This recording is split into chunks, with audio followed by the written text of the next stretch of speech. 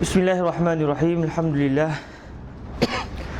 Wassalatu wassalamu ala sayyidina wa habibina Muhammadir Rasulillah wa ala alihi wa sahbihi wa man walah, amma ba'd. Kita masuk pada masalah yang ke-276 ni.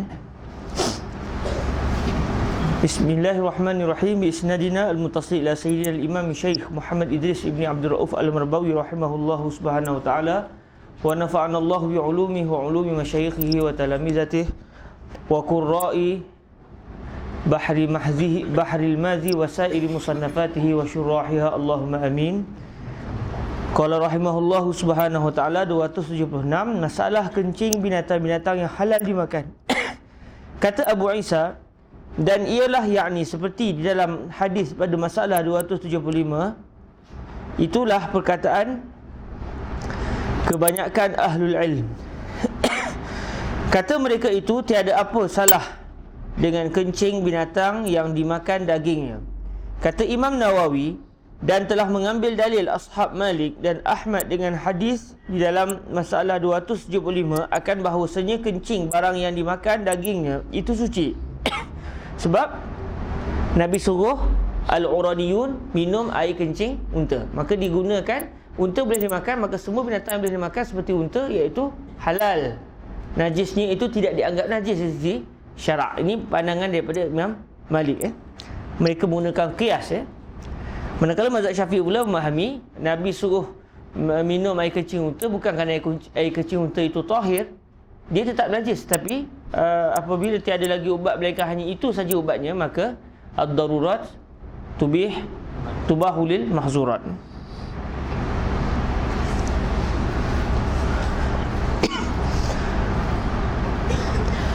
Begitu juga tahinya pun cuci. Cuci ni suci lah. Dan telah menjawab oleh ashab kita Syafi'i dan lainnya daripada mereka itu, daripada segala orang yang mengatakan najis kencing dan tahi binatang itu, dengan bahawasanya meminum segala orang yang tersebut di dalam hadis pada masalah 275 itu adalah ia kerana berubat. Atas tujuan keperluan. Wad-darurat tubihul mahzurat. Dan berubat dengan sekalian najis itu harus melainkan arak dan segala yang memabukkan, kerana mabuknya mewajibkan dera. Maksudnya semua najis boleh digunakan untuk tujuan perubatan sekiranya sudah tiada lagi benda yang suci, melainkan arak. Arak tidak boleh sama sekali jadikan sebagai ubat. Arak dengan maksud memabukkan. 277 masalah susu binatang-binatang zakat haruskah diperah?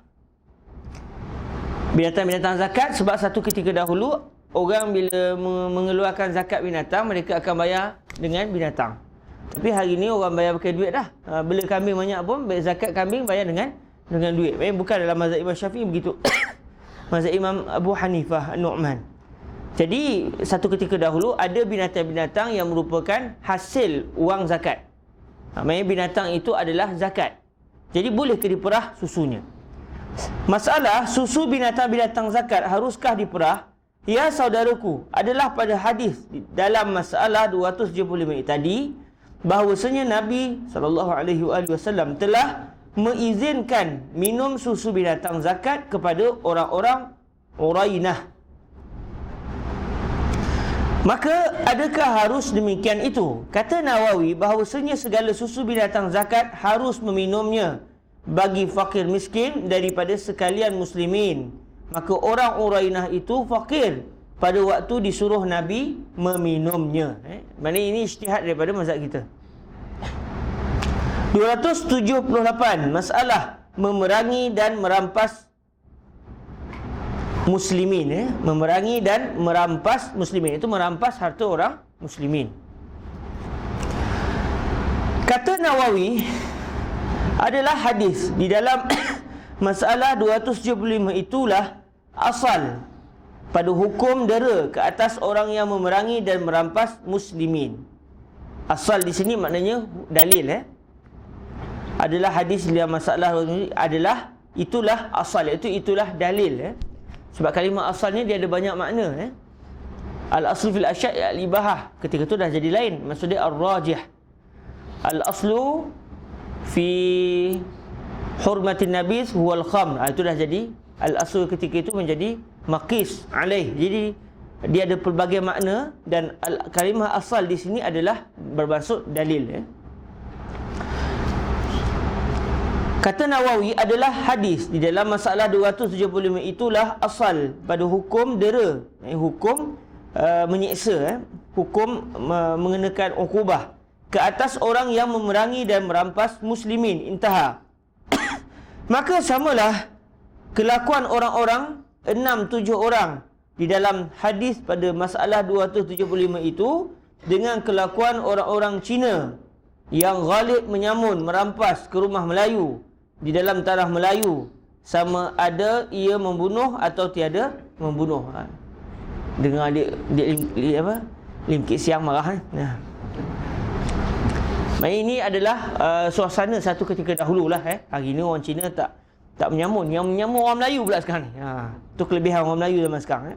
Dia pula yang menyamun. Maka dinamakan dia orang memerangi muslimin. Kata Nawawi, hadis dalam masalah 275 itu muafakat ia bagi firman Allah, innama jazaa'ul ladzina yuharibuna Allah wa rasulahu wa yas'auna fil ardi fasadan an yuqattalu aw yusallabu aw tuqatta'a aydihim wa arjuluhum min khilafin aw yunfaw min al-ard. Min khilafin aw yunfaw min al-ard. Hanya saja balas, maksud balas ni balasan, hukuman. Hanya saja balas orang-orang yang memerangi mereka itu akan aulia Allah dan aulia Rasulnya, dan ialah muslimin, yakni memerangi mereka itu akan muslimin dan berusaha mereka itu di atas bumi berbuat jahat dengan mengambil harta mereka itu dengan samun dan rampas dan membunuh, melukai mereka itu, bahawa dibunuh mereka itu jika mereka itu membunuh muslimin, atau disula akan mereka itu jika membunuh dan mengambil harta. Disula di sini bukan sula yang kita faham, bukan cerita semerah padi tu. Itu walaupun istilah Melayunya sula, tapi sula yang dimasukkan sini adalah disalib. Apa maksud salib? Iaitu setelah dia dijatuhkan hukuman bunuh, mayatnya digantung. Mayatnya digantung di tempat-tempat tinggi. Contoh di tiang-tiang. Setelah dia dijatuhkan hukuman bunuh, dia akan dimandikan, dikafankan, disolatkan. Sebelum dikebumikan, digantung di tempat-tempat awam selama 3 hari kalau ikut dalam mazhab Al-Imam Syafi'i. Ada pendapat ulama kata sampai keluar air mayat tu, air danu ke apa istilahnya, air mayat tu. Selagi tak keluar, jangan bagi turun. Itu maksud disula yang dimaksudkan dalam Al-Quran. Bukan salib yang difahami oleh Kristian. Walaupun ada juga tasyabuh tu, iaitu digantung. Supaya orang mengambil i'tibar. Sebab kalimah sula ni kalau kita faham Melayu kita, itulah ambil benda daripada punggung, tusuk sampai keluar ke mulut. Cerita semerah padi. Lakonan Piramli.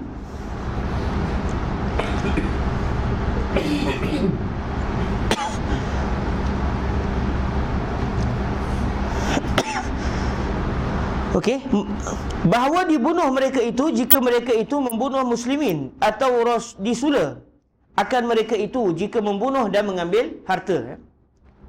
Ini adalah terjemahan ayat ini adalah berdasarkan ijtihad dalam mazhab Al-Imam Syafi'i. Ada pendapat ulama mengatakan seorang imam itu, seorang pemimpin itu boleh pilih mana satu hukuman yang dia inginkan. Okey. Jadi huraian ini adalah berdasarkan mazhab Al-Imam Syafi'i.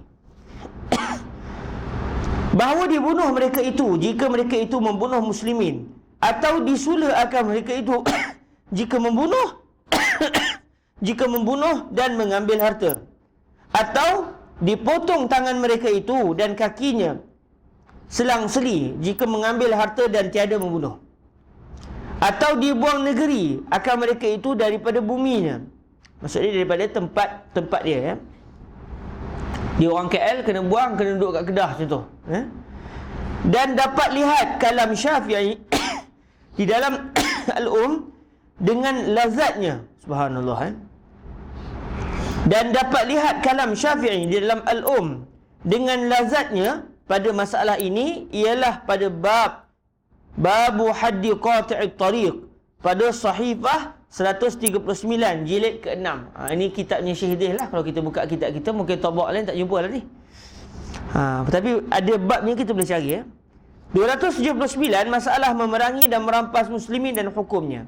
Ya saudaraku, bila engkau baca masalah 278 itu, tahulah maksud memerangi muslimin dan merampas di sini. Dan hukumnya pun telah disebutkan firman Allah Ta'ala atasnya di dalam masalah 278 itu. Tetapi kata Nawawi, telah bersalah-salahan ulama pada maksud ayat itu. Kata Malik, bermula ayat ini menunjuk atas pilih takhir. Maka memilih imam, iaitu pemerintah maka memilih imam antara segala perkara itu. Bunuh sahajakah, atau sulakah, atau potong tangankah, atau buang negerikah. Maka boleh imam, iaitu sultan, pilih ikut timbangannya. Melainkan jikalau orang yang memerangi muslimin dan merampas itu membunuh muslimin, maka wajib dan pasti bunuh pula. Inilah qaul Malik. Macam saya sebut tadi lah. Tapi dalam mazhab Imam Syafi'i ditafsirkan. Masalah potong silang saja untuk gini, masalah disula untuk masalah begini. Itu adalah perbezaan pendapat di kalangan para ulama.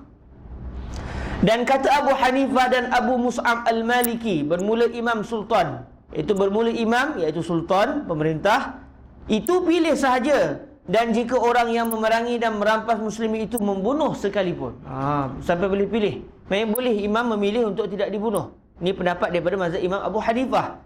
Kata Nawawi, telah berkata Syafi'i dan orang yang kata Nawawi telah berkata Syafi'i dan orang lain daripadanya, bermula maksud ayat Quran di dalam masalah 278 itu atas berbahagi-bahagi, iaitu jika membunuh mereka itu dan tiada mengambil mereka itu akan harta, dibunuh akan mereka itu. Dan jika orang memerangi dan merampas muslimin itu membunuh dan mengambil harta, nescaya dibunuh akan mereka itu dan disula. Disula dengan maksud setelah mayat dia setelah dibunuh, dikafan apa semua siap, dia akan digantung. Bolehlah kalau di Malaysia satu hari nanti kita gantung dekat taman, kat Dataran Merdeka tu, dekat tiang di Malaysia tu. Ataupun gantung di tepi-tepi jalan, memang orang tak lalu situ. Dia menyebabkan ibrah, orang jadi takut. Itulah kelebihannya hukum syarak. Dia mencegah. Dan jika mengambil harta sahaja dan tiada membunuh, nescaya dipotong tangan dan kaki mereka itu selang-seli. Dipotong tangan kanan, dipotong kaki kiri, begitu. Dan jika mereka itu menakuti akan orang berjalan dan jika mereka itu menakuti akan orang berjalan dan tiada mengambil harta dan tiada membunuh, nescaya ditangkap mereka itu hingga ditakzir. Hingga ditakzir. Dirotan, dalam kurungan dirotan. Dirotan ni maknanya itu salah satu contoh hukum takzir lah. Tak semesti kena rotan. Akan mereka itu. Itulah maksud firman Allah Ta'ala, au yunfau minal ard, di sisi kita Syafi'i. Kata ashab kita adalah sebab dilain-lainkan dera orang memerangi dan merampas muslimin dengan yang demikian, kerana mudarat ini segala perbuatan ada berlain-lainan. Kerana mudarat ini segala perbuatan ada berlain-lainan, maka jadilah deranya berlain-lainan pula, dan tiada ada ia pilih takhir bagi imam. Ini dalam ijtihad mazhab Imam Syafi'i. Seorang pemerintah dia bukan boleh pilih-pilih. Nak ambil dera saja ke, nak ambil silang saja ke, atau bunuh ke, tidak. Dia kena mengikut keadaan orang yang melakukan hirabah tersebut. Berbeza dengan ijtihad mazhab Imam Malik. 280 masalah mengambil bila bunuh, mengambil bila bunuh dan kerat tangan. Okey. Masalah mengambil bila bunuh dan kerat tangan. Ya saudaraku, kelakuan orang-orang memerangi muslimin dan merampas pada hadis dalam masalah 275 itu, bukankah mereka itu memotong tangan dan kaki dan sebagainya sampai dibunuhnya akan gembala unta Rasulullah? Maka Rasulullah sallallahu alaihi wasallam memperbuat ke atas mereka itu dengan memotong tangan kakinya dan menyucuk matanya dengan besi panas berbakar. Kerana mengambil bela. Menuntut bela lah ni, menuntut bela. Cuma maksud menuntut bela ni adalah kerana untuk mengambil hukum qisas. Sebab begitulah yang dilakukan oleh orang-orang Uraniyin ke atas gembala unta baginda Nabi sallallahu alaihi wasallam. Maknanya kalaulah mereka tidak melakukan perkara tersebut sekadar membunuh semata-mata gembala unta baginda Nabi, nescaya baginda Nabi akan membunuh semata-mata mereka tanpa ada hukuman dicocok mata dan dipotong tangan dan sebagainya. Maka Rasulullah sallallahu alaihi wasallam memperbuat ke atas mereka itu dengan memotong tangan kakinya dan menyucuk matanya dengan besi panas berbakar kerana mengambil bela, iaitu menuntut hukum qisas. Dengan perbuatan Nabi ini telah berlaku khilaf antara ulama. Kata setengahnya hadis di dalam masalah 275 itu sudah dimansuhkan, dibatalkan oleh ayat Quran di dalam masalah 278, dan kata setengah tiada mansuh. Walau kana hadis itu berlaku dahulu daripada turun ayat itu sekalipun. Jadi ada perbezaan pendapat, ni kata mansuh, dia kata tak mansuh.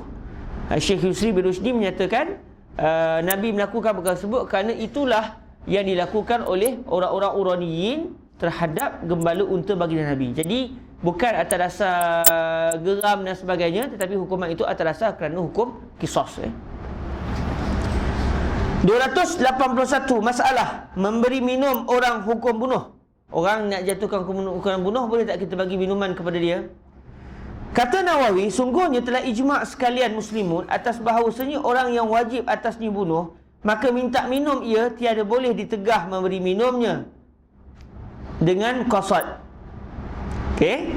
Kata Nawawi, sungguhnya telah ijma' sekalian muslimun, ijma' tanpa khilaf para ulama, atas bahawasanya orang yang wajib atasnya bunuh, macam orang yang membunuh orang, dia jatuhkan hukuman bunuh, maka minta minum ia tiadalah boleh ditegah memberi minumnya dengan qasad, kerana pada waktu itu menghimpunkan ke atasnya dua azab. Jadi kalau kita tengok berlaku percanggahan di antara ijma' para ulama dengan apa yang dilakukan ke atas al-Uraniyun. Sebab mereka tak diberikan minum air, sedangkan ijma' para ulama bahawa kalau orang kena dera tu tengah-tengah kesebat tu, dia kata saya nak air, kita kena bagi air kat dia. Kalau tidak, kita telah mendera dia dengan dua dera. Pertama, deraan hukuman hudud ataupun hukuman ta'zir. Yang kedua, dera atas dasar kita tak bagi dia minum air dalam keadaan dia sangat dahaga. Jadi berlaku percanggahan di antara ijma' dan juga zahir perbuatan baginda Nabi. Dan dalam ilmu usul fiqh dibincangkan mustahil berlaku percanggahan di antara ijma' dan juga perbuatan baginda Nabi. Maknanya para ulama' memahami hadis tersebut dengan makna yang tidak kita fahami. Okey? Jangan kita kata, oh, mana-mana para ulama' ni bercanggah dengan hadis. Itu bukan sikap kita yang menuntut ilmu. Kena bagi ke orang Wahabi, tak apalah. Itu bagi kelima. Tapi perangai orang mengaji dia tak begitu. Mustahil para ulama' akan mengeluarkan pendapat dengan niat nak bercanggah dengan Quran dan juga hadis. Kata Nawawi, dan sungguhnya telah berkata ashab kita, maafkan saya, kata Nawawi, sungguhnya telah ijma' sekalian muslimun atas bahawasanya orang yang wajib atasnya bunuh, maka minta minum ia tiadalah boleh ditegah memberi minuman. Maafkan saya, tiadalah boleh ditegah memberi minumnya dengan qasad, kerana pada waktu itu menghimpunkan ke atasnya dua azab. Adapun orang-orang yang di dalam hadis 275 mati dahaga dan tiada siapa muslimin peduli akan mereka itu minta air, kerana bahawasanya mereka itu orang murtad. Kerana sebab itu murtad. Sebab mereka bukan sekadar buat jahat terhadap ra'i ibili Rasulullah, tapi mereka telah murtad pada agama Islam. Maka pada waktu itu tiada tinggal bagi muslimin haram pada tiada memberi minumnya dan lainnya. 282, masalah memberi minum orang murtad dahaga amat. Kata Nawawi, dan sungguhnya telah berkata ashab kita, tiada harus bagi orang yang ada sertanya air kadar hajat bercuci memberikan minum bagi orang yang murtad yang ditakutkan mati daripada dahaganya, dan ianya akan bertayamum. Tetapi jikalau orang yang dahaga itu kafir zimmi, lihat masalah 282 Abwabus Siyar, atau binatang, nescaya wajib memberi minumnya dan tiada harus diperbuat wuduk ketika itu. Wallahu a'lam. Dahsyat orang murtad, hukum dia memang lebih rendah daripada kafir zimmi dan lebih rendah daripada binatang. Kita tak ada air, cukup-cukup untuk wuduk, tiba-tiba ada seorang kafir zimmi, boleh mati kalau dia tak minum air. Wajib kita bagi air kita dan kita hendaklah bertayamum. Tapi untuk orang murtad tidak, melainkan dia memeluk agama Islam. Kita menekan dia supaya dia menerima agama Islam. 283, masalah berubat dengan benda najis. Kata Nawawi, bermula minum najis kerana ubat itu harus, kerana Nabi SAW telah memberi izin pada segala orang yang tersebut di dalam hadis pada masalah 275 itu, bahawa minum kencing unta kerana berubat dengannya, melainkan arak dan segala yang memabukkan. Tapi dalam ubat kerana ada alkohol, alkohol tu tidak sampai ke tahap memabukkan. Alkohol tu merupakan juzuk daripada arak. Tetapi kalau arak betul, zat arak dijadikan sebagai ubat, tak boleh. Dalam mazhabnya kita. Seingat saya ada khilaf juga di kalangan para ulama'. Tapi dalam mazhab Syafi'i memang tak boleh berubat menggunakan arak sama sekali. Tapi kalau dalam ubat yang hari ni memang ada unsur alkohol. Tapi alkohol itu dia bukan arak. Alkohol salah satu juzuk arak. Di sana ada beza di antara juzuk sesuatu dengan sesuatu. Tangan, saya ada tangan. Adakah tangan tu saya? Tak. Tangan-tangan lah. Saya lah. Cuma antara diri saya ni ada tangan saya ni. Itu di antara kalau kita tak mudah untuk faham. Jadi kalau arak yang memang contoh air ni, katakan arak, katakan kalau tidak saya haram minum ni, katakan air ni arak, maka ketika itu tak boleh saya berubat, walaupun maknanya ada doktor kata penyakit ni ubat dia hanya arak ni saja. Tak boleh. Katanya mazhab kita. Melainkan arak dan segala yang memabukkan, maka tiada harus meminumnya kerana bukan karen tu bukan karen tu, kerana pelik sikitlah ejaan ni, tapi maknanya mazhab Jawi kita mudah. Asal boleh baca, asal faham, khair. Khair wa barakah. Dia lah tu. Kerana minum arak pada waktu ikhtiari itu mewajibkan deranya. Pada waktu ikhtiari, kalau dia dipaksa minum arak, dia minum atas dasar dipaksa, ketika itu dia tidaklah kena dera. Kerana minum arak pada waktu ikhtiari itu mewajibkan deranya, dan pula meminumnya itu menarikkan beberapa kejahatan yang beberapa banyak. Kerana itulah sabda Nabi SAW, bahawasanya arak dan barang yang memabukkan itu bukannya ubat, bahkan ia menyakitkan. Okey.